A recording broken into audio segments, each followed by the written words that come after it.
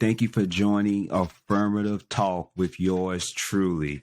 So let's go ahead and get right into the topic of conversation. But before I do that, you see, I'm repping my business, Affirmative Talk, Affirmative Talk. Thank you for joining. This is definitely I'm creating a manosphere curriculum where I'm going to be talking about, my life stories, my experience. Talking about manhood, fatherhood, positive affirmations, talking about divorce, child support, things of all those natures, because I am creating a platform so that I want to be able to connect with men out here who are going through some things, men out here who's possibly even persevered and, they want to tell their story. You can actually reach out to me at affirmativetalk@gmail.com, where we can discuss an interview on my podcast, where we can just give you an opportunity to tell your story and your life experiences on what you have faced, because I feel I need to talk to my men because, a lot of men out here are great fathers. A lot of men are going through a lot of things through their divorce. A lot of men, they're going through financial troubles. A lot of men are not having the visitation rights that they want for their children because of a bitter baby mama. There's a lot of things that are men, particularly Black men, that are going through it. And I want to be that sounding board or that sounding microphone to be able to reach out to you and say, hey, it's okay to let your feelings out. It's okay to take ownership of what you're going through, because guess what? You'll be surprised how many people that are going through the same things that you're going through, or who have faced those same type of situations and has won with it, by persevering, right? So my topic of conversation is the sins of my father, and I'm going to get right into it. Growing up in my parents' household, it appeared there was an illusion like everything was good, like we was the perfect family, right?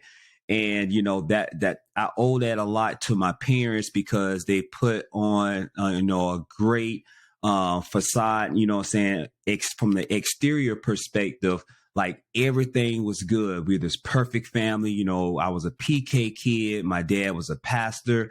My mom was the first lady, and everything of that nature. But I'm here to tell you, it was far from that.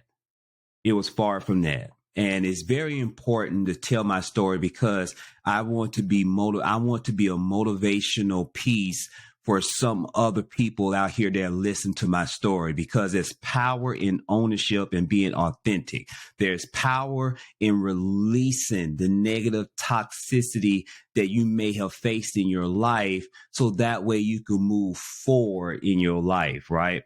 So there were some good times, but there was definitely, there was a lot of bad times that I had faced growing up in that household. I felt like sometimes, my dad lived a double life. And let me kind of explain about this. There was a situation where my dad had a child before he had got married.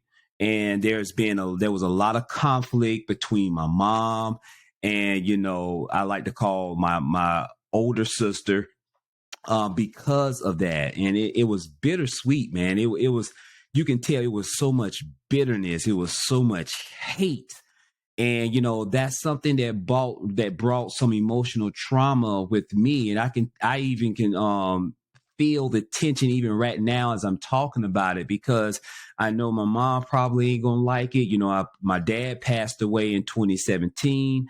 And, but it's very important to be able to communicate about this, because guess what? Nobody's perfect.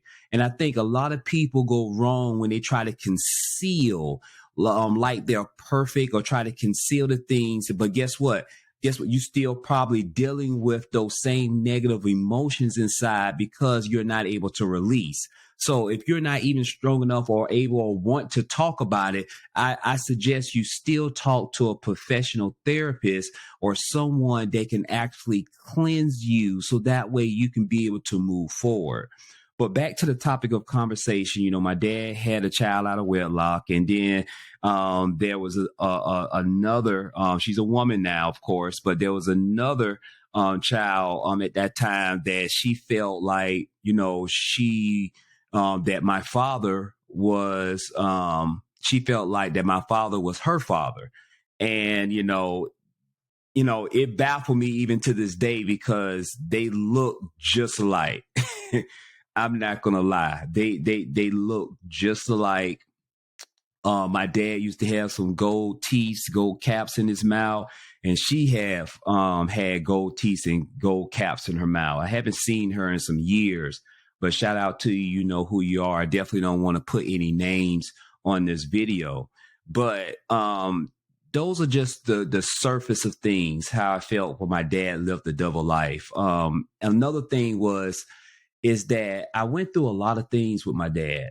Me and my dad was not on the best of terms. I have another set of parents, I like to call them my mom and dad, where it was a situation, and this was probably up when I was a teenager. I would have to say a teenager still, where I had to live with them for a little bit because I just couldn't deal with a lot of the toxic things with my dad.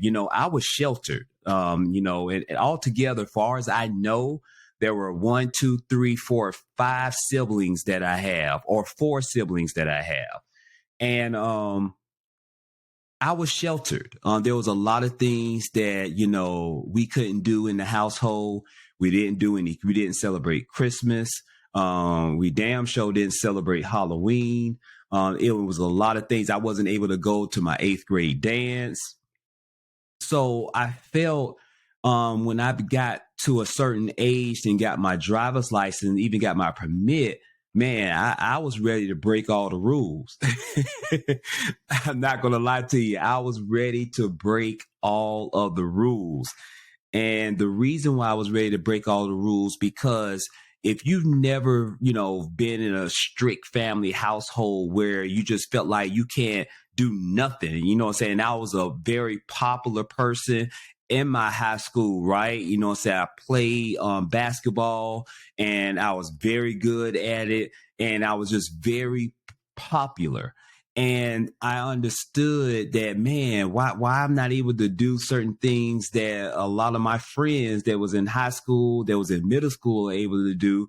But because of my dad and his strong beliefs, from his strong religious beliefs, he did not allow me to be able to experience those things. So as I got a little older as a teenager, you damn right, I broke out some rules. I remember one time, this is a story.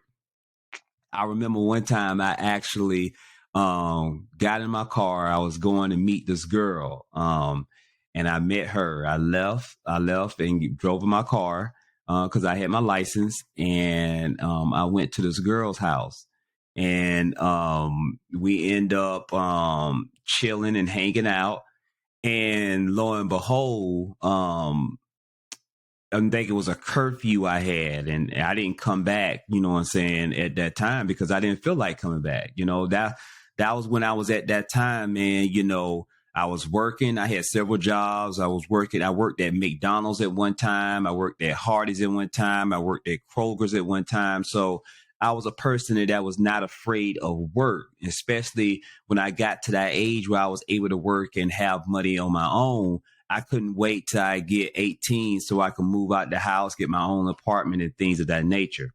But so when I came back, I came back late, and I was ready to face the consequences. And I just want you to understand that this wasn't just like hey, you in timeout in a situation like that.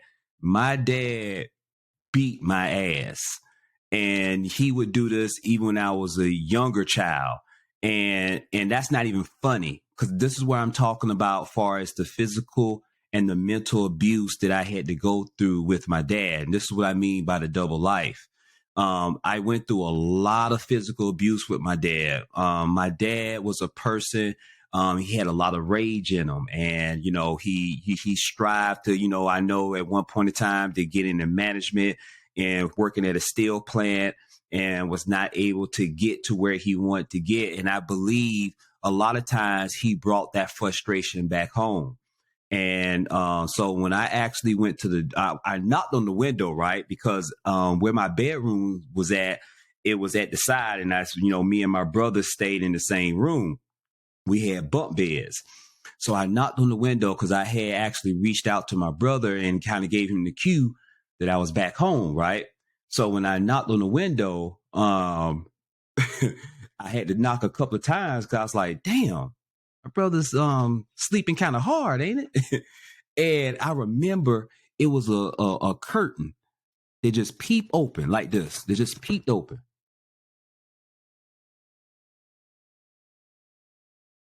And my brother was look like with those big old eyes and that big old forehead. And he would not open that door, that front door. And I was like, oh, snap. I was like, oh, snap. And I was like, shit, man, listen. So, hey, it is what it is. I was ready to get my chest punched in my doggone throat. I was ready for whatever. He was going to get a drop cord or the biggest belt that he could find, or slap me, punch me. These are the things that my dad did. And I was ready to face the consequences. And so when my dad had opened the door, and my dad had said some choice words, and he was like, go to your room, right? So I went to my room. My heart was beating fast a little bit because, at that point I was willing to take whatever, but I knew something was coming. But what I want to say to you is that even though it may sound funny, and even though you may see me and hear me laughing, it was a lot of emotional trauma that I went through with my dad. It was a lot of physical abuse. And I'm talking about things that, young kids would do, man, because, when we wasn't even allowed to go on family reunions, man. And that's something that I regret even to this day, because I know I have a lot of family on the west side, a lot of family in the Midwest, a lot of family on the east side. And, that's what family reunions are for you to be able to fraternize, fellowship with people, so you will be able to know who are your aunts, who are your uncles, who are your cousins and things of that nature, and form relationships.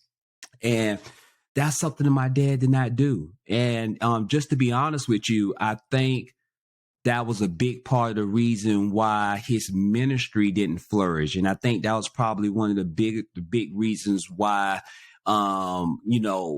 the ministry didn't flourish, because at one point in time, my dad had a lot of members at his church, And because of how he was, and I felt sometimes he would treat me like shit. And, especially I saw something that really broke my heart and really bothers me even to this day. And it's something that I even talked to my therapist about. It was a situation when I was a young kid, and I'll never forget how old I was. I had to be around probably 7, 8, 9 years old, somewhere around there, maybe just a little tad bit older, but somewhere around there, because I know I was, still small. But my dad came home.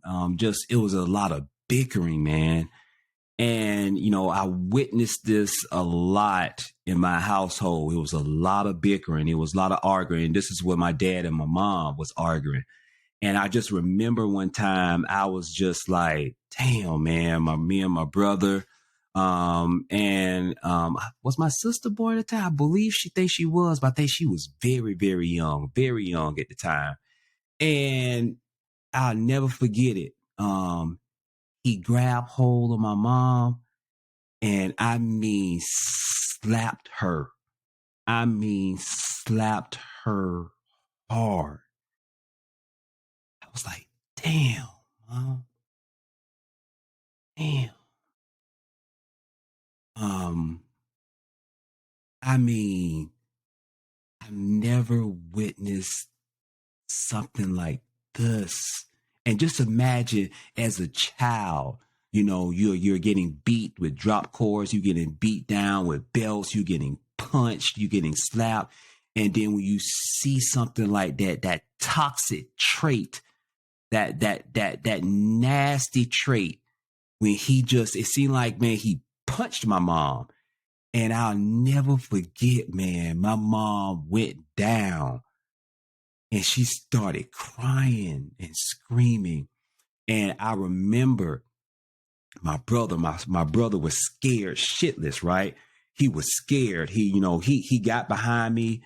And I was not scared. I was not scared. Don't let me reframe that. I was scared a little bit. I don't want to lie to you. I was scared a little bit, but I was ready to fight his ass, even though I know he would beat my ass. But man, I pulled up my shoulders and poked out my chest, and I just started balling my hands up, man. Balling my hands up. Because my mom was, a great mother. She did the best that she could in taking care of us. And when I balled up my finger, I never forget my dad looked right at me. What you gonna do, nigga? What you gonna do? What you gonna do? And he came up to me.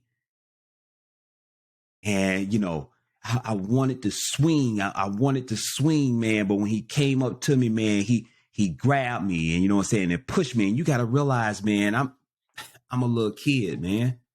I'm a little kid. You know what I mean?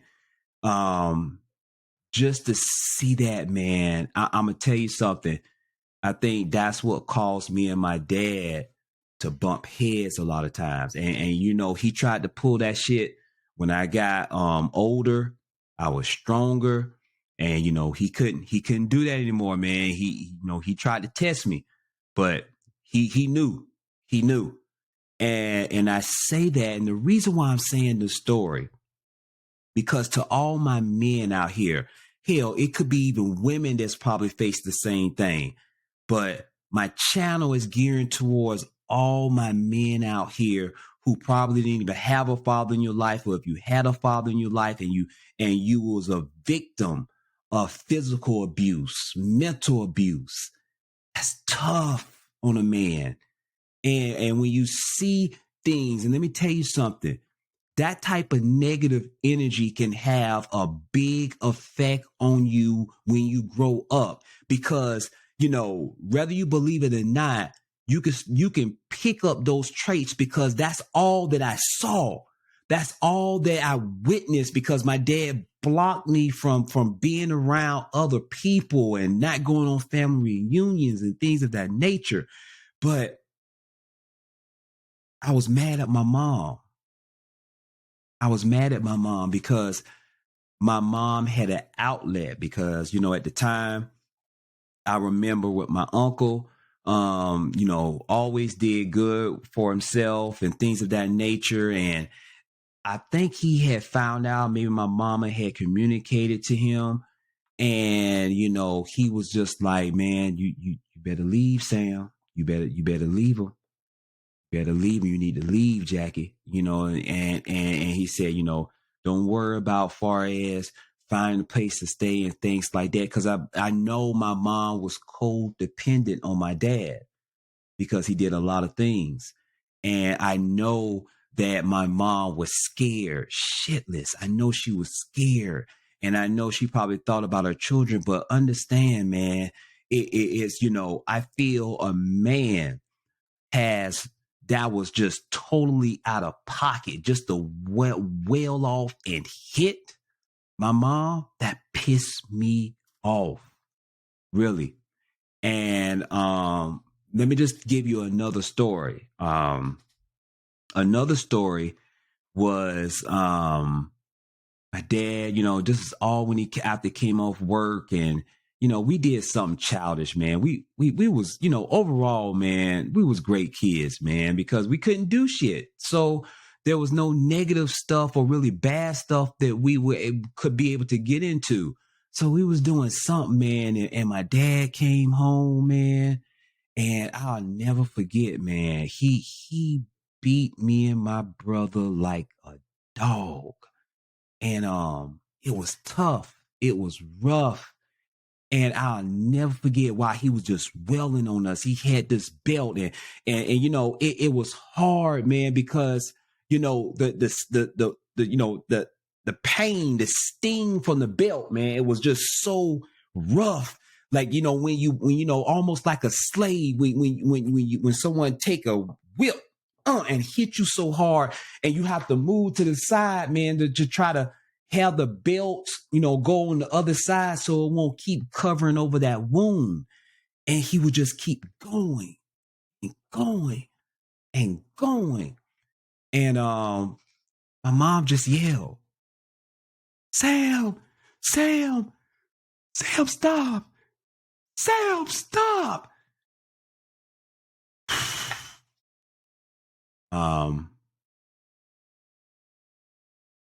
He didn't stop immediately. He kept going. And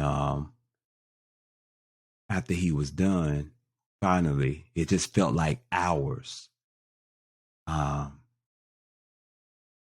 mean, my hair, like my skin had peeled off of my body. It was just nothing but blood. And I had it all on my back. I had whelps on my back like a slave, y'all. Like a slave. I'm not sure if you're familiar with the movie Glory, with Denzel Washington, one of my favorite actors, and how Denzel Washington, they tied him around some type of bunker or tree, and the army general whipped him. And just that scene, man, how Denzel was just taking it, and he was just while tears was rolling down his eyes. And that's how I felt. And after that, man, it was a lot of sores, a lot of whelps on me and my brother. And my mom had peroxide. My mom had alcohol. She had ointments, like triple antibiotic ointments.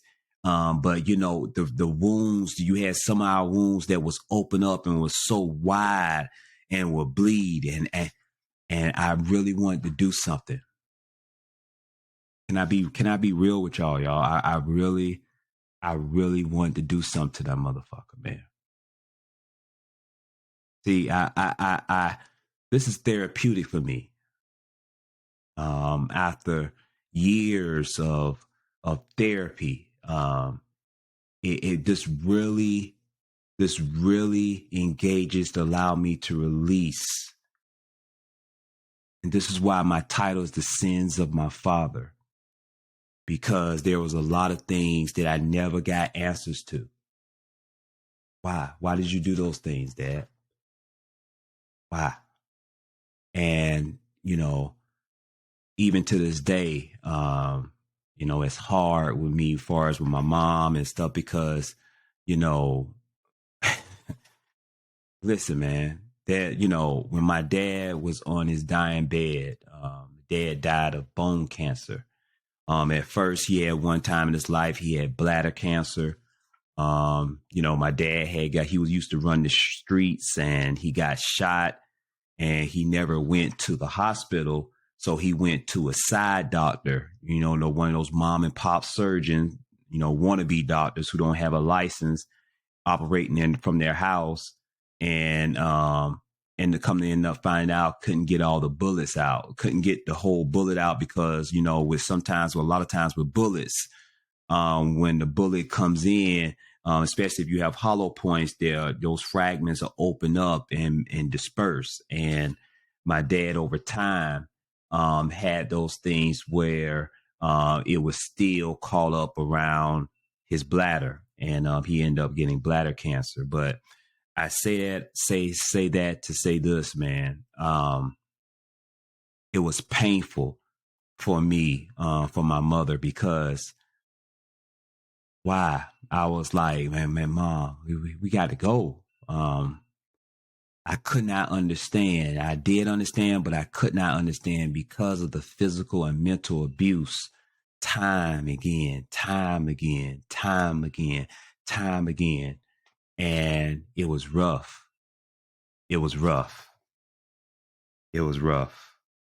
And I say all that to say this to all my men out there. First and foremost, you see me. I made something of myself. I don't care what nobody say. And I believe there were some people that used to go to our church and things. They probably know about some of these things, or some of the, family members, some of the friends. And probably what I'm saying is probably nothing that's shocking to them. And they know who they are. But I say that to say, man, that I am standing. I say that to say that's why I made it a point for myself to continue with counseling, continue with therapy, because I did not want to be like that to my children. I did not want to be physically and mentally abusive to my children, because I saw those things and I lived doing those things, and I was a victim of those things. And I did not want to take that out on my children. And I think I'm doing a damn good job of it.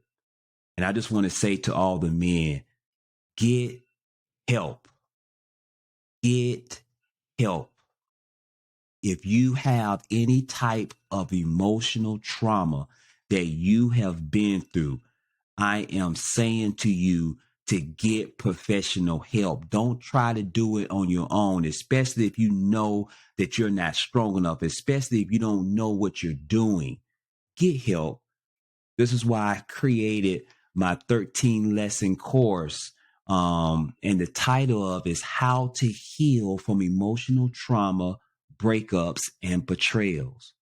How to heal. That is a strategy, and it's something that means so much to me.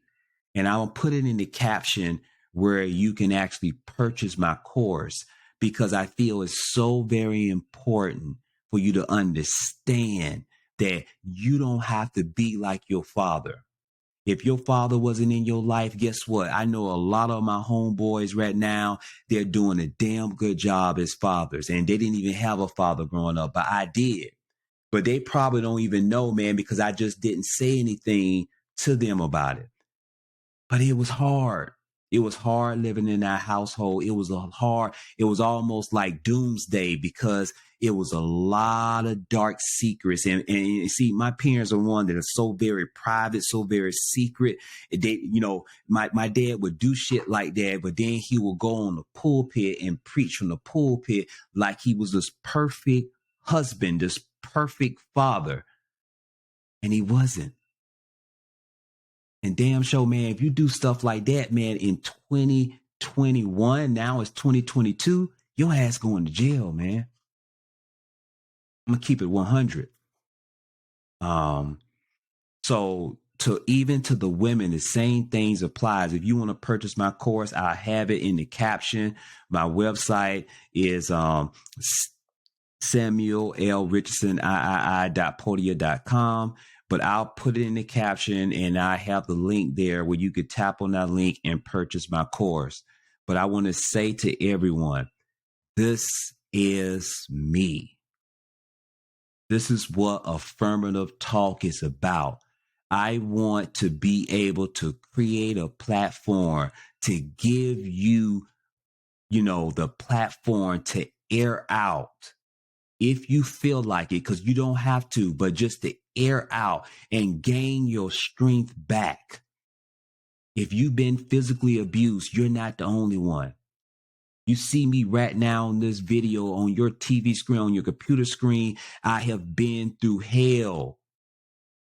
The sins of my father, I've been there, but I persevered through it.